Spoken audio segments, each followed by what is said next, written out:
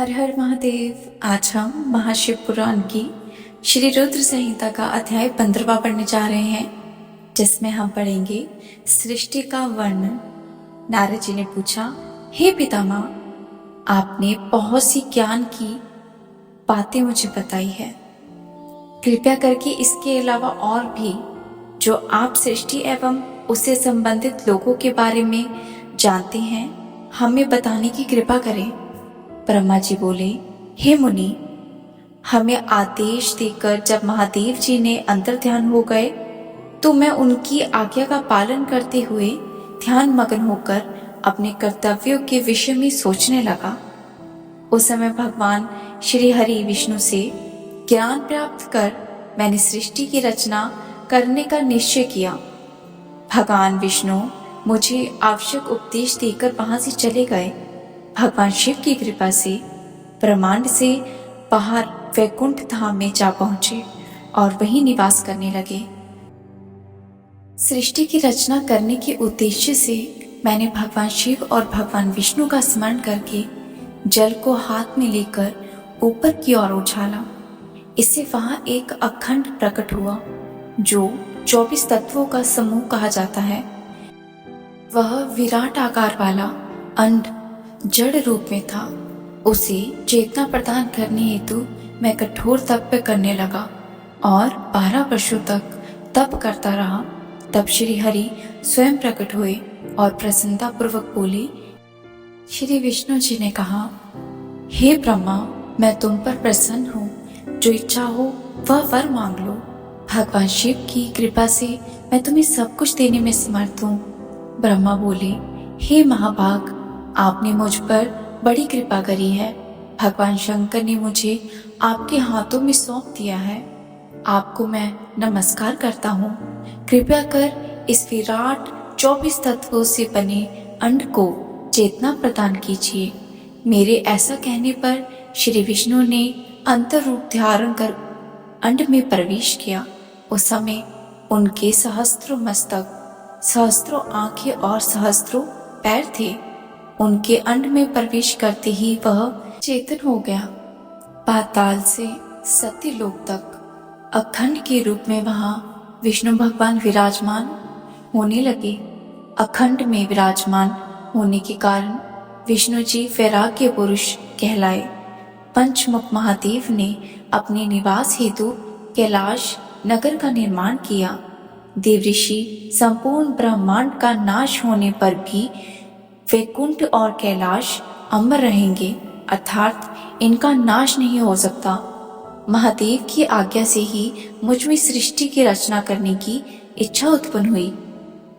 अनजाने में ही मुझसे तमोगुणी सृष्टि की उत्पत्ति हुई, जिसे अविद्या पंचक कहते हैं। इसके पश्चात भगवान शिव की आज्ञा से स्थावर संज्ञक वृक्ष, जिसे पहला सर्ग कहते हैं, इसका निर्माण हुआ, परंतु पुरुषार्थ का साधक नहीं था।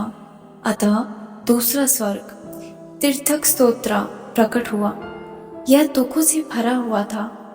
तब ब्रह्मा जी द्वारा उदर स्तोत्र नामक तीसरे सर्ग की रचना की गई। यह सात्विक सर्ग देव सर्ग के नाम से प्रसिद्ध हुआ। यह सर्ग सत्यवादी तथा परम सुखदायक है। इसकी रचना के उपरांत मैंने पुनः शिव चिंतन आरंभ कर दिया।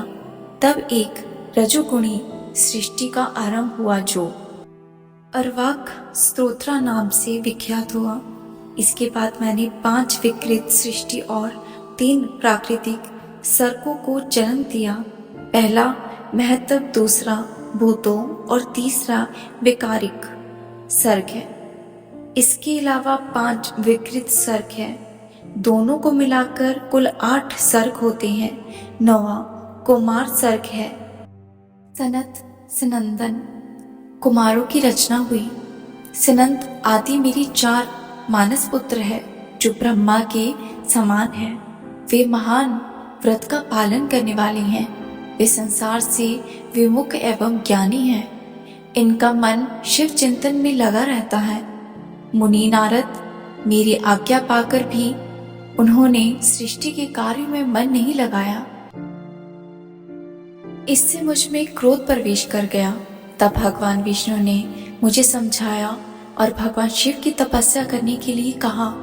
मेरी घोर तपस्या से मेरी भ्रुओं और नाक के मध्य भाग से महेश्वर की 3 मूर्तियां प्रकट हुई, जो पुरनाश, सर्वेश्वर एवं दया सागर थी, और भगवान शिव का अर्धनारेश्वर रूप भी प्रकट हुआ।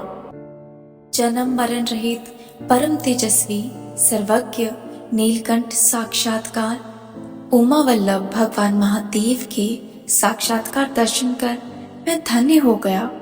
मैंने भक्ति भाव से उन्हें प्रणाम किया और उन्हें प्रसन्न करने के लिए उनकी स्तुति करने लगा। तब मैंने अपनी जीवों की रचना करने की प्रार्थना की। मेरी प्रार्थना स्वीकार करते हुए देवादिदेव भगवान शंकर ने रुद्र गणों की रचना की। तब मैंने उनसे पुनः कहा, हे देवेश्वर भगवान शंकर, अब आप संसार की मोह माया में लुप्त ऐसे जीवों की रचना करें जो मृत्यु और जन्म बंधन में बंधे हो। यह सुनकर महादेव जी हंसते हुए कहने लगे, हे ब्रह्मा, मैं जन्म और मृत्यु के भय में लुप्त जीवों की रचना नहीं करूंगा, क्योंकि वे जीव संसार रूपी बंधन में बंधे होने के कारण दुखों से युक्त होंगे। मैं सिर्फ उनका उद्धार करूंगा, उन्हें परम ज्ञान प्रदान कर उनके ज्ञान का विकास करूंगा। हे प्रजापति, इन जीवों की रचना आप करें। मोह माया के बंधनों में बंधे इस प्रकार के जीवों की सृष्टि करने पर भी आप इस माया में नहीं बंधोगे। मुझसे इस प्रकार कह के महादेव शिव शंकर अपने पार्षदों के साथ वहां से अंतर ध्यान हो गए। इससे आगे की कथा हम अगले अध्याय में पढ़ेंगे। तब तक के लिए हर हर महादेव, जय जय शिव शंभू।